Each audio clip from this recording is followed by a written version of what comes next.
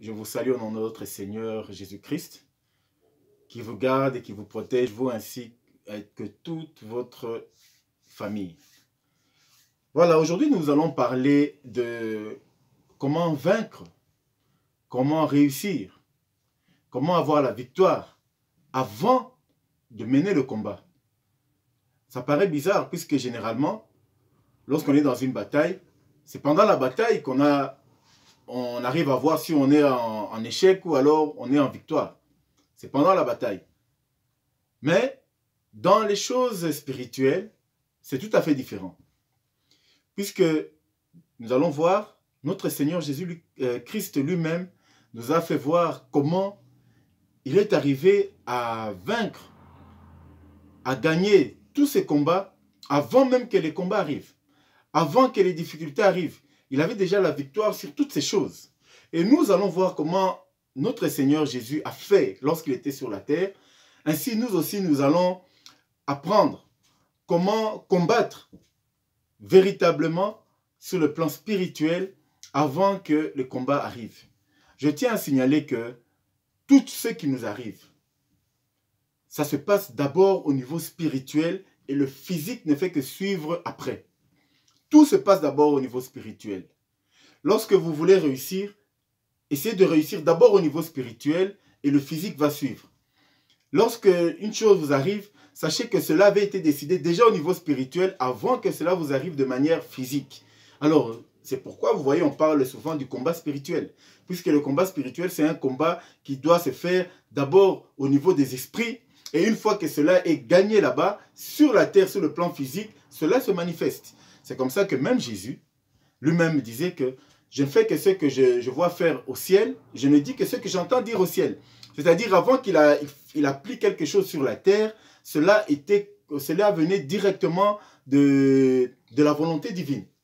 Et nous aussi, dans notre vie de tous les jours, nous devons apprendre à combattre, comme l'apôtre Paul disait à Timothée, combattre le bon combat. Comment nous devons combattre? Comment nous devons chercher la victoire? Comment nous devons obtenir la réussite dans tout ce que nous essayons d'entreprendre, dans tout ce que nous faisons, dans tout ce qui nous arrive, avant que cela se manifeste. Voilà, frères et sœurs, le thème que nous allons essayer de parler aujourd'hui. Pour cela, je vais vous demander de prendre vos Bibles et de lire un texte dans l'évangile de Luc, au chapitre 22. Luc, chapitre 22, et nous allons commencer au verset 39. Alors, on parle du récit de Jésus-Christ lorsqu'on s'apprêtait à le crucifier. Avant qu'il soit arrêté, Jésus le savait déjà. Et la Bible nous dit qu'il a amené ses disciples à Gethsémane. Donc, il a amené 3 de ses disciples pour prier. Et nous allons lire le récit, nous allons comprendre de quoi il s'agit. Donc, je disais l'évangile de Luc au chapitre 22 et je commence au verset 39. Après être sorti, il alla selon la coutume à la montagne des Oliviers. Ses disciples le suivirent. Lorsqu'il fut arrivé dans ce lieu, il leur dit : « Priez, afin que vous ne tombiez pas en tentation. » Puis il s'éloigna d'eux à la distance d'un jet de pierre, et s'étant mis à genoux, il pria,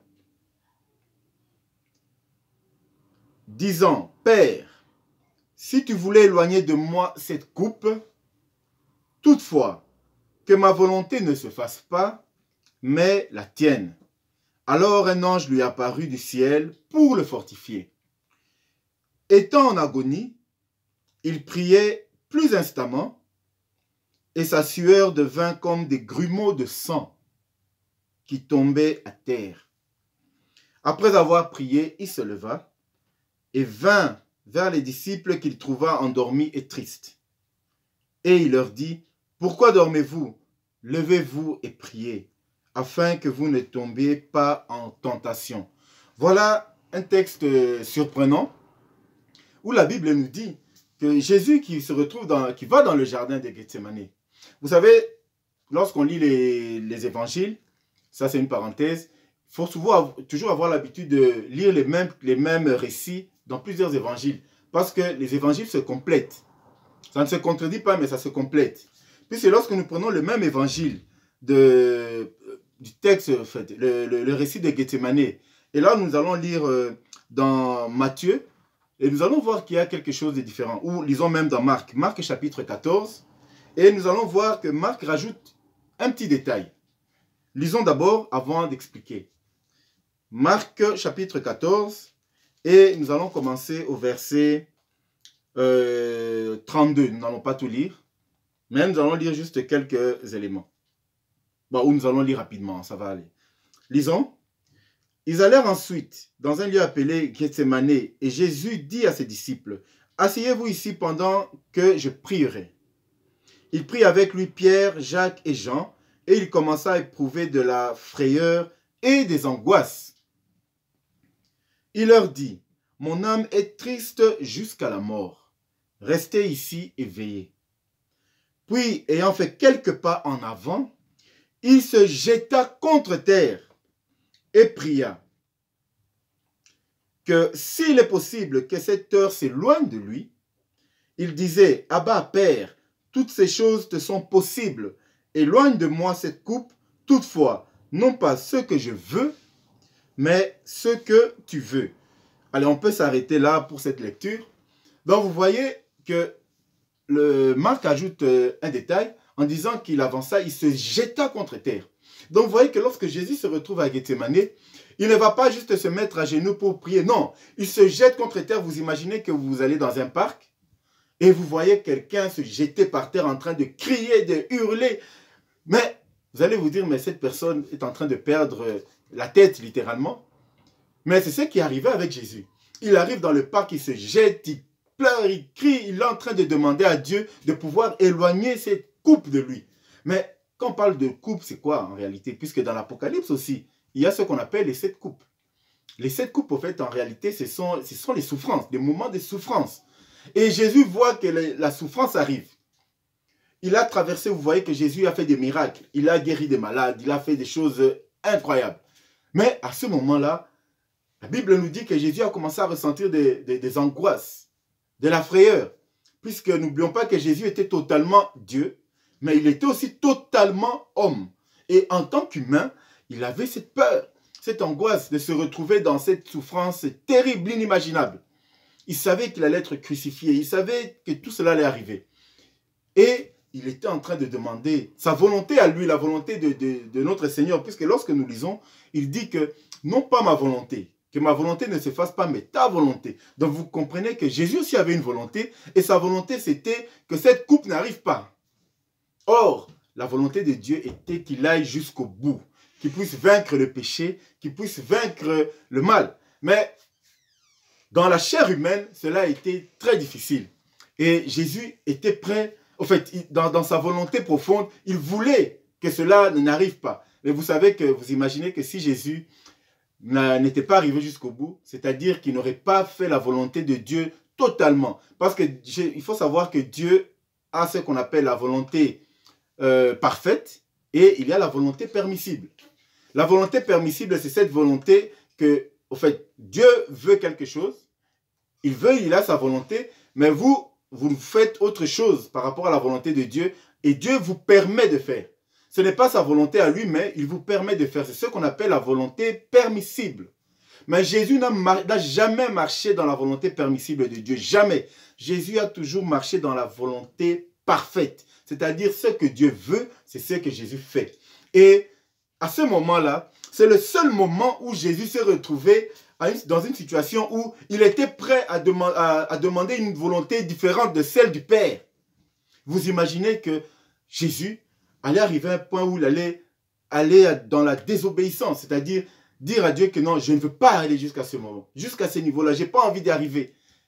Mais comme Jésus connaissait ce qui se passait, il savait ce qu'il y avait derrière, Jésus dit, non pas ma volonté, parce que ma volonté est que cette coupe s'éloigne de moi, mais ta volonté à toi, que ta volonté se fasse.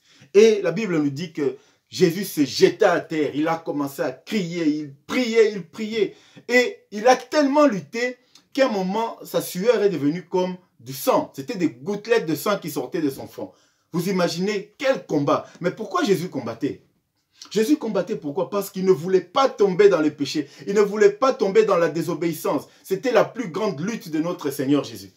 Et nous allons lire, relisons ce que Luc dit et vous allez voir quelque chose de surprenant. Alors, je relis ici.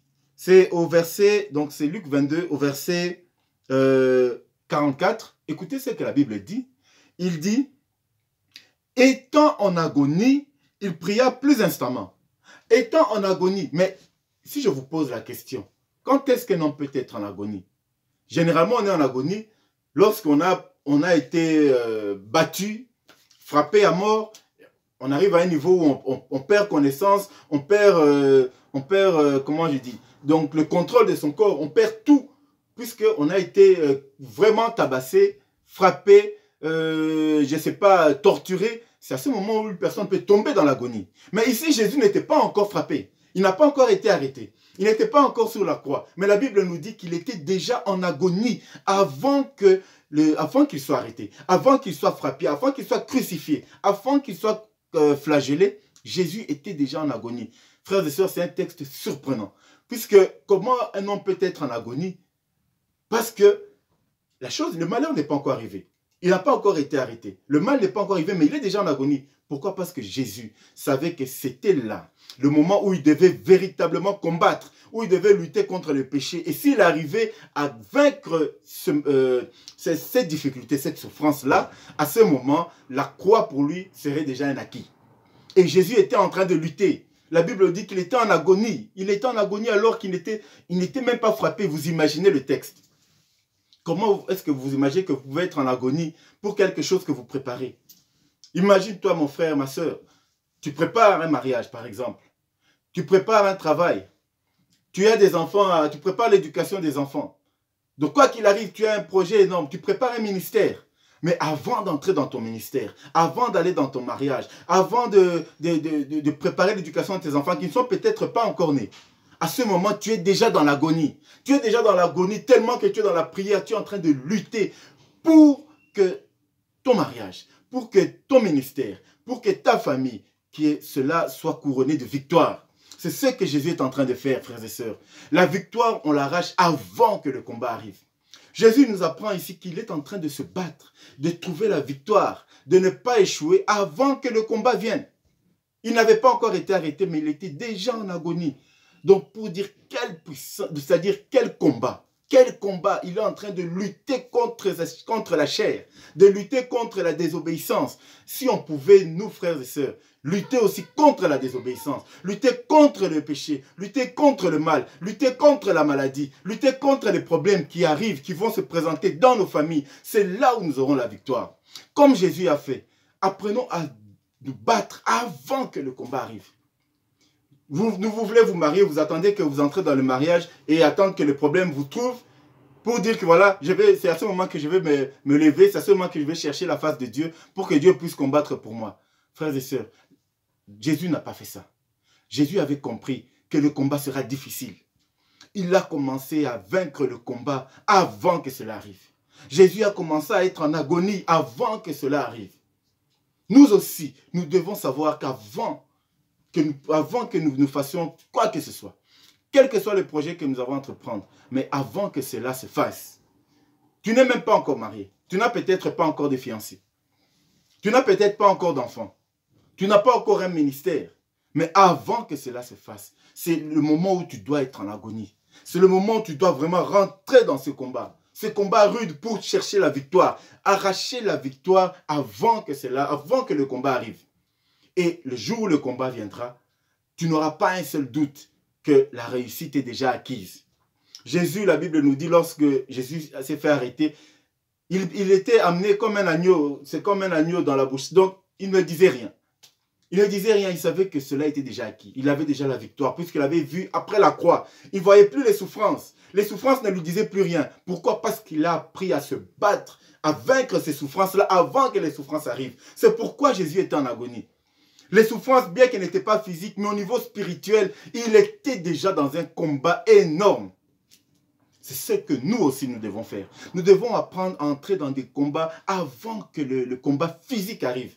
Au niveau spirituel, nous devons rentrer en agonie, c'est-à-dire prier, prier, prier, de manière à ce que les combats qui vont arriver, les problèmes qui vont arriver, les difficultés que nous allons rencontrer soient déjà vaincus au niveau spirituel avant que cela se fasse au niveau physique.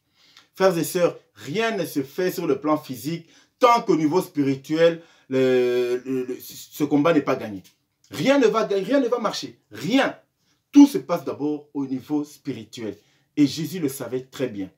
Vous savez, Jésus, quand on regarde dans plusieurs récits dans la Bible, chaque fois qu'on cherchait à l'arrêter, Jésus trouvait toujours l'occasion de s'échapper, puisqu'il savait.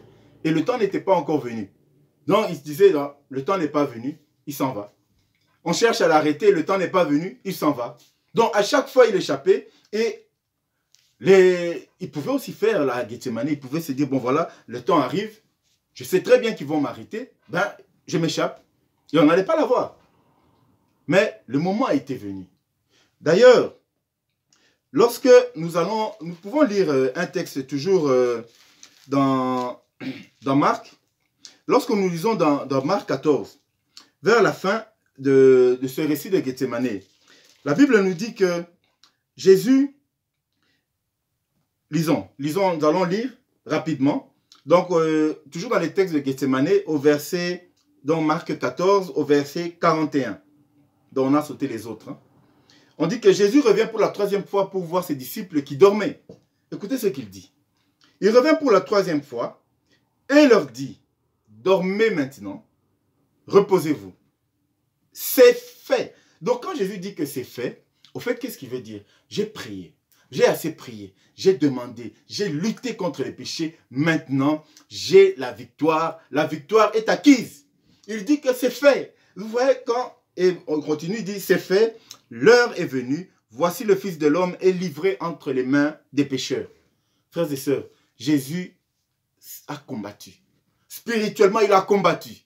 Et il a obtenu la victoire au niveau spirituel. Et quand la victoire est acquise, il dit à ses disciples, maintenant, reposez-vous, car c'est fait. C'est-à-dire quoi? Maintenant, j'ai la victoire. Je peux aller dans ces difficultés, ces souffrances. Je serai frappé, je serai flagellé, il y aura tout le malheur, tous les crachants. Vous savez, Jésus, on a craché sur lui, on a mis une couronne d'épines, on l'a frappé, tout ce que vous pouvez imaginer. Mais, à ce moment-là, il dit que c'est fait. C'est-à-dire quoi? La victoire est acquise. Maintenant, je peux aller à la croix. Maintenant, je peux vaincre la croix. Je sais que j'ai la victoire. Frères et sœurs, Jésus a commencé à combattre avant. Jésus a obtenu la victoire avant. Jésus a su, il était convaincu de la réussite, comment on dit, de ce plan avant que cela arrive. Il n'a pas attendu qu'il soit arrêté pour commencer à prier. D'ailleurs, vous allez voir que lorsque Jésus est arrêté, aucune fois Jésus prie. Ni sur la croix, ni pendant qu'on le frappait. Jésus n'a jamais prié à ce moment-là. Il n'a pas prié, pourquoi? Parce qu'il avait déjà prié avant. Il avait déjà la victoire avant. Il avait déjà réussi avant. C'est pourquoi nous aussi, si nous voulons avoir la réussite, dans un mariage, le mariage, on ne le prépare pas, frères et sœurs, lorsqu'on entre dans le mariage. On le prépare avant. Tu dois vaincre avant. Tu dois vaincre les problèmes avant. Tu dois réussir ton mariage avant. Rentre dans la prière, rentre dans la méditation. Sois en agonie pour que ce mariage soit rempli de victoires. Tu as un ministère, Dieu t'a donné un ministère. Que ce soit pasteur, évêque, pasteur, prophète, tout ce que tu veux. Avant d'entrer dans le ministère, avant. C'est là où tu dois entrer en agonie. Puisque le chemin où tu vas rencontrer le diable. Le diable t'attend. Il a tendu des pièges. Il attend que tu t'avances pour t'atteindre. Mais tu dois le vaincre avant. Tu dois prier, rentrer dans l'agonie comme Jésus. En agonie, c'est-à-dire tu rentres dans la puissance du combat avant que le combat ne soit physique. Aujourd'hui, on attend que tout le monde est content. Voilà, je serai pasteur, je serai évangéliste, voilà. Il est content, il est très content. Il rentre dans le ministère et il attend que le combat vienne le trouver là-bas. Frères et sœurs, nous devons précéder le combat. Le combat physique, nous devons prendre la victoire avant. La Bible nous dit que nous sommes la tête et non la queue. Quand on parle de ça, souvent on croit que à l'école nous serons les premiers toujours et voilà, on ne sera jamais les derniers. Ben, ce n'est pas vrai. Celui qui va dans une destinée qui n'est pas la sienne, il ne va jamais réussir. Tu peux être le dernier alors que tu es vraiment enfant de Dieu. Tu peux être le dernier juste parce que tu n'es pas dans l'endroit où se trouve ta destinée. Tu vas te retrouver dans un chemin qui n'est pas le tien. Tu seras le dernier jusqu'à ce que tu retournes dans ton bon chemin. Et c'est là où tu vas trouver la victoire. Mais lorsque la Bible nous dit que mes enfants seront la tête et non la queue, c'est-à-dire quoi? Que nous aurons de l'avance. Nous avons ce pouvoir d'avoir de l'avance sur tout ce qui arrive. Tout ce qui nous arrive, nous avons le pouvoir de gagner les combats avant que le combat soit acharné de manière physique. Pourquoi croyez-vous que Dieu nous parle dans des songes? Pourquoi croyez-vous que Dieu nous révèle des choses qui arrivent? Pourquoi? Parce qu'il a dit dans Proverbe 8 que j'ai mis ma gloire dans la bouche de mes enfants pour vaincre l'ennemi. C'est-à-dire que nous avons le pouvoir. Dieu nous révèle des choses qui arrivent. Comme ça, nous prenons le dessus et nous combattons le bon combat. Nous arrivons à vaincre ces problèmes avant que la chose n'arrive. Arrivons à avoir la victoire avant que les difficultés arrivent. Apprenons à réussir dans nos ministères avant que nous soyons totalement investis dans le ministère. Avant que cela arrive. D'ailleurs, si nous parlons même de Jésus lui-même, comment il a commencé son ministère? Puisque la Bible nous dit que Jésus, après le baptême, c'est-à-dire quand il a commencé son ministère, directement il a été envoyé dans le désert. Nous allons le lire. Nous allons le lire, c'est quand même très important. Disons, c'est dans Matthieu. Matthieu, lisons, tout au début. Je vous donne la référence. Alors, Matthieu, au chapitre 4. Nous allons lire juste le début, on ne va pas rentrer dans les détails. Matthieu chapitre 4. Donc là, c'est après le baptême de Jésus. Qu'est-ce que la Bible nous dit? Alors, Jésus fut emmené par l'Esprit dans le désert, mais écoutez bien, pour être tenté par le diable. Mais frères et sœurs, vous imaginez, Jésus ne s'est pas levé pour dire, voilà, je suis baptisé, maintenant je vais combattre le diable. Non, non, non, non, non. La Bible nous dit, après le baptême, c'est l'Esprit de Dieu qui l'a poussé, qui l'a envoyé pour être tenté par le diable. Pourquoi? On doit se poser la question, mais pourquoi? Pourquoi l'Esprit de Dieu peut envoyer quelqu'un pour être tenté par le diable? Voilà une bonne question. Mais pourquoi? Justement, pour que Jésus ait la victoire sur le diable avant de commencer son ministère, frères et sœurs. Avant qu'il commence le combat, il devait avoir la victoire, puisque le ministère, frère, c'est un combat. N'importe quel ministère, c'est un combat d'abord. Ce n'est pas un sujet de joie, ce n'est pas un sujet de gloire, c'est un combat. Parce que tu rencontreras l'ennemi acharné qui ne va pas te laisser la tâche facile. Que ce soit l'éducation des enfants, c'est un combat. C'est un combat acharné où nous devons demander la victoire avant que nous ayons des enfants, avant que nos enfants soient nés, avant que nos enfants rentrent dans les écoles, avant que nos enfants puissent grandir. Nous devons demander la victoire sur l'éducation de nos enfants. Nous devons demander la victoire sur les mariages. Nous devons demander la victoire sur les travaux, sur les projets. Tout ce que vous entreprenez, demandez la victoire. Ne croyez pas que vous allez entreprendre un projet et tout va aller facilement. Ça peut aller facilement au début, mais à un moment, vous serez buté à des sérieux problèmes, à des sérieuses difficultés. À ce moment, vous allez chercher la face de Dieu. Mais Dieu vous demande, avant de faire ces projets, combattez d'abord. Ayez la victoire sur vos combats. N'attendez pas le moment, puisque vous ne savez pas avec quelle violence viendra ce combat. La Bible nous dit que Jésus était envoyé dans les déserts pour être tenté par le diable. Et d'ailleurs, si on regarde à la fin, et là, c'est Marc qui donne cette précision. À la fin du combat, non, c'est toujours, on va regarder toujours dans Matthieu. Alors, voilà, ici la Bible nous dit que voilà, l'Esprit l'a envoyé dans le désert pour être tenté par le diable. Et à la fin, le diable les quitta. Non, lisons dans Luc. Prenons nos Bibles. C'est Luc qui parle de ça. Alors, au Luc chapitre 4. Luc chapitre 4 et au verset 13. C'est le même récit, hein, la tentation de Jésus. Mais ici, Luc ajoute un détail très important. Il dit que Jésus a été tenté par le diable. On ne va pas entrer dans les détails. Mais à la fin, écoutez ce qu'il dit. Il dit qu'après avoir tenté de toutes ces manières, donc le diable, après avoir tenté Jésus de plusieurs manières, la Bible dit que le diable s'éloigna de lui jusqu'à un moment favorable. Oh là là! C'est-à-dire que le diable s'est éloigné de Jésus, mais il s'est dit, voilà, pour l'instant je suis vaincu. Je vais laisser Jésus, mais je vais l'attendre au moment favorable. Jésus a fait des miracles. Vous allez voir que dans la Bible, aucune fois, Jésus appelle un malade et il se demande, est-ce que vraiment ce malade sera guéri? Non, aucune fois. Jésus savait lorsqu'il déclare la guérison, le malade est guéri. Lorsqu'il touche un malade, il est guéri. Jésus ne se posait pas la question de savoir si ça va marcher ou pas. Non. Pourquoi? Parce que dans le désert, il avait déjà vaincu le diable. L'esprit l'avait poussé dans le désert pour vaincre le diable. Et il avait déjà vaincu le diable avant que le combat commence, avant que les guérisons commencent, avant que toutes ces choses arrivent. Jésus avait déjà vaincu le diable. Alors, il ne se posait plus la question de savoir si en déclarant la guérison sur un malade, le malade sera guéri. Il sera guéri. Pourquoi? Parce qu'il avait déjà la victoire. Et c'est le pouvoir qu'il nous donne aussi. C'est-à-dire que nous déclarons la victoire, mais nous devons nous battre avant. Nous devons vaincre le combat avant. Nous devons vaincre la maladie avant. Aujourd'hui, nous sommes dans un monde rempli de maladies de toutes sortes. Mais, pour nous, enfants de Dieu, apprenons à avoir la victoire sur la maladie avant que cela arrive. Apprenons à avoir la victoire sur quoi que ce soit avant que la chose arrive. Il y a des combats à tous les niveaux. Et la Bible nous dit que le diable a tenté Jésus dans les déserts. Jésus a vaincu le diable. Mais le diable dit qu'il attend au moment favorable. Et le moment favorable, c'était quand? C'était à la croix.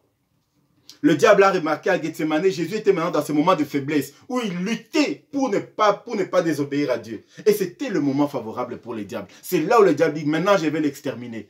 Maintenant je vais aller avec lui jusqu'au bout. Et Jésus qui lutte, il lutte, parce qu'il savait encore que voilà le diable qui revient. Mais là, c'était avec une violence extrême. Dans le désert, jamais on nous a dit que Jésus était en agonie. Alors qu'il a fait 40 jours. Mais à Gethsemane, c'était quelques heures. Mais pourquoi? On doit se poser la question. Là où il était dans les déserts, 40 jours, c'est là où il pouvait être en agonie, puisqu'il a fait 40 jours, c'était quand même beaucoup. Mais dans la Bible nous dit non. Là-bas, il avait déjà vaincu. Mais le deuxième combat, quand le diable est revenu avec violence, à ce moment-là, à Gethsemane, pendant quelques heures, Jésus, la Bible nous dit qu'il priait le sang. C'est le sang, des gouttelettes de sang. Tellement qu'il était en agonie, il se battait spirituellement pour gagner ce combat. Puisque le diable savait que c'était son moment de faiblesse. Et c'est là où je dois les détruire. Alors ne croyons pas, frères et sœurs, que si nous avons eu la victoire, voilà, je me suis marié, voilà, Dieu m'a donné la victoire et c'est bon. Mais il va t'attendre lorsque tu auras des enfants. Il va t'attendre lorsque tu devras éduquer tes enfants. Il va t'attendre lorsque tes enfants grandiront. Il va t'attendre lorsque tu auras des problèmes à ton travail. Donc, vous savez que c'est à tous les niveaux. Sachez que le diable nous met des plans de destruction à tous les niveaux. C'est pourquoi nous devons faire comme Jésus. À chaque niveau, nous devons vaincre le combat avant que cela arrive. Tu sais déjà que tu auras des enfants parce que tu as la foi. Prie pour ces enfants-là. Prie pour la victoire de ces enfants. Prie pour la réussite de ces enfants. Prie pour la bonne éducation de ces enfants. Prie pour que tes enfants soient des personnes qui connaissent Dieu, qui soient attachées à Dieu. Prie pour ça avant que ces enfants soient nés. Vous imaginez notre Seigneur Jésus qui est en agonie. Alors, on doit se poser la question, si la Bible ne nous disait pas qu'après, il était crucifié, on allait se demander, mais comment quelqu'un peut être en agonie alors qu'il n'y a pas eu de combat, qu'il a frappé, Non, mais imaginons que nous aussi, celui qui ne te connaît pas va se dire, mais comment celui-là, il n'a même pas encore d'enfants, pourquoi il prie pour ses enfants? Pourquoi il s'acharne à prier sur l'éducation de ses enfants? Pourquoi?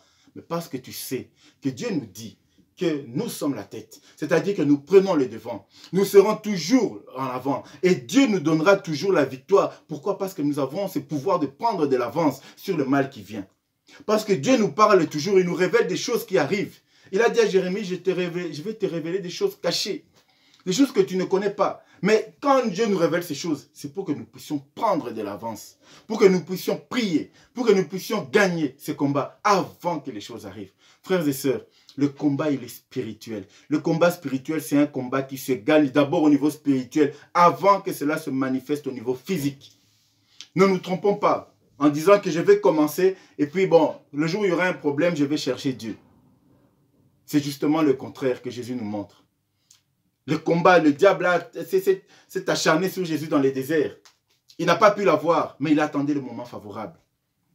Si le diable t'a raté aujourd'hui, il va chercher le moment favorable. Il va attendre le moment de faiblesse. Et à ce moment-là, si tu ne t'es pas préparé, il t'aura. C'est là qu'il va chercher à te faire tomber. Mes frères, enfants de Dieu, nous sommes avertis. Nous sommes avertis. Nous sommes la tête. Dieu nous parlera. Dieu nous révélera des choses. Mais nous devons savoir que, quoi que Dieu nous révèle, nous devons d'abord prendre l'avance, prendre l'autorité sur tout ce qui nous arrive. et arracher cette victoire avant que le combat n'arrive. Le diable, lorsqu'il viendra nous tenter, il trouvera déjà la victoire déjà établie. Il trouvera déjà la victoire qui nous enveloppe. C'est comme ça que nous irons de gloire en gloire, de victoire en victoire, comme Jésus. Jésus, aucune fois, il n'a jamais échoué dans toutes ses entreprises, aucune fois. Pourquoi? Parce qu'il avait déjà vaincu le diable dans le désert avant de commencer son ministère. Il a fait 3 ans et demi de ministère, mais les 3 ans et demi étaient couronnés d'un succès énorme parce qu'il avait déjà gagné la victoire. Il avait déjà la victoire sur le diable, sur les démons, avant que cela n'arrive. C'est pourquoi même quand Jésus est arrivé, c'est les démons qui venaient le chercher. Jésus n'est jamais allé chercher un démon, jamais. Vous allez voir que c'est lorsque Jésus est arrivé dans une ville ou dans un lieu, c'est les démons qui venaient vers lui. Pourquoi tu viens nous tourmenter? Mais pourquoi les démons disaient ça? Parce qu'ils savaient que Jésus les avait déjà vaincus avant. Et nous aussi, frères et sœurs, nous devons vaincre avant que la chose n'arrive. Dieu nous a donné le pouvoir et il nous demande de vaincre, de ne pas avoir peur, de prendre l'autorité, quoi qu'il arrive, dans tout ce que tu prépares, que ce soit au niveau du travail, que ce soit au niveau professionnel, que ce soit au niveau familial, avant d'entreprendre quoi qu'il en soit, c'est le moment d'être en agonie. C'est le moment d'être en agonie. Pour ceux aujourd'hui qui sont en train d'entreprendre des grands projets pour leur vie, c'est le moment d'être en agonie pour la réussite de ce projet. C'est le moment d'être en agonie pour la réussite des futurs époux, ceux qui veulent se marier, ceux qui veulent avoir une famille. C'est le moment d'être en agonie pour l'éducation de vos enfants, pour la réussite de vos enfants. Ceux qui ont des ministères, ceux qui ont reçu des ministères, quels que soient les ministères, aussi grands qu'ils soient, c'est le moment d'être en agonie pour la réussite de leur ministère. Parce que le combat arrive, puisque l'ennemi vous arrive. Vous pouvez avoir gagné une première fois, mais il vous attend au moment favorable. Priez déjà pour ce moment, le moment favorable à l'ennemi, c'est-à-dire votre moment de faiblesse. Priez déjà pour ce temps. Priez déjà pour que vous ne tombiez pas et que l'ennemi n'ait jamais la victoire sur vous. Priez. Soyez comme Jésus, en agonie avant que le combat n'arrive. Frères et sœurs, nous avons reçu le pouvoir de marcher sur les serpents, les scorpions et sur toute la puissance de l'ennemi, sans exception. C'est-à-dire que nous avons le pouvoir d'entrer dans des combats spirituels, dans des combats énormes. Et dans le nom de Jésus, nous sortirons toujours avec la victoire, comme l'a fait Jésus. Lorsque Jésus avait eu la victoire à Gethsemane, lorsqu'il a dit à ses disciples, c'est fait, c'est-à-dire que la victoire est acquise. Maintenant, allons-y. Allons-y. Maintenant, je vais dans la volonté de Dieu. Je rentre profondément dans la volonté de Dieu. La croix est là, la souffrance est là. Mais Jésus voyait ce qu'il y avait derrière la croix. Il a vu la gloire qui viendra après la croix. La gloire qui viendra après ses souffrances. N'abandonne pas parce que tu vois des difficultés qui arrivent dans ta vie. N'abandonne pas parce que tu vois des problèmes qui arrivent dans l'éducation de tes enfants. N'abandonne pas. Lève-toi plutôt. Lève-toi et gagne ce combat. Combat le bon combat. Comme disait l'apôtre Paul. Combattons le bon combat. Arrachons cette victoire avant que le problème arrive. Arrachons cette victoire. Et une fois que nous aurons arraché cette victoire, ne voyons plus la difficulté qu'il y a dans nos familles. Ne voyons plus les problèmes d'éducation de nos enfants. Ne voyons plus les problèmes de notre mariage. Mais voyons la gloire qui va suivre après ce problème. La gloire qui va suivre après avoir réussi dans ce problème. La gloire qui va suivre après avoir traversé ces difficultés. Comment notre ministère sera glorifié par Dieu. Comment notre travail sera glorifié par Dieu. Comment notre famille sera élevée par Dieu. Comment nos enfants seront remplis de la puissance de Dieu. Mais voyons d'abord le combat. Nous devons gagner ce combat. Ce combat, il se gagne au niveau spirituel et pas physique. Frères et sœurs, voilà ce que nous pouvions dire sur comment gagner avant le combat. Comment obtenir la victoire avant le combat acharné. Faisons comme Jésus. Soyons en agonie, en agonie. On ne vous a pas encore touché. Le combat n'est pas encore là. Mais mettons-nous déjà en agonie. Entrons vraiment dans une agonie profonde pour que nous sortions de là avec la victoire. Et que tout ce que nous allons faire après nous sera acquis dans le nom de Jésus-Christ. Frères et sœurs, je vous encourage à vous lever aujourd'hui pour vos familles, pour vos mariages, pour vos enfants, pour vos projets, pour vos ministères, pour tout ce que vous avez à entreprendre dans vos vies. Levez-vous.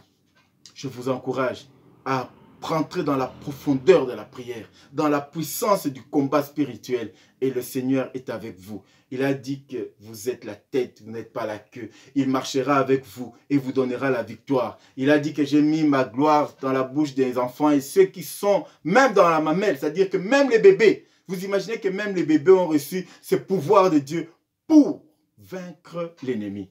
C'est pourquoi que Dieu vous donne la force, que Dieu vous donne ce courage de vous lever et de prendre le devant, de prendre les choses en main, afin de prier pour vous, pour vos enfants, pour tout ce que vous avez à faire et demander la victoire avant que le combat n'arrive.